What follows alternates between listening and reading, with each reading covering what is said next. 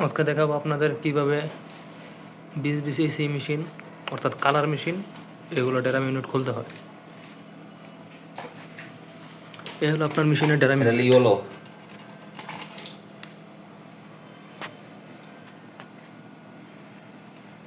এটা হলো আপনার মেশিনটা, ড্রাম ইউনিট। এখানে একটা লক আছে আর কিছু, একটা স্প্রিং এই নাট আর কিছু লক আছে, ওগুলো খুললে আপনার হয়ে যাবে। তবে এই ব্যাপারে সতর্ক থাকা লাগবো যে কোনোভাবেই জানি মেশিনের ড্রামে হাত না পড়ে। যদি হাত পড়ে তাহলে আপনার এখানে দাগ আসবে ব্যাপারে।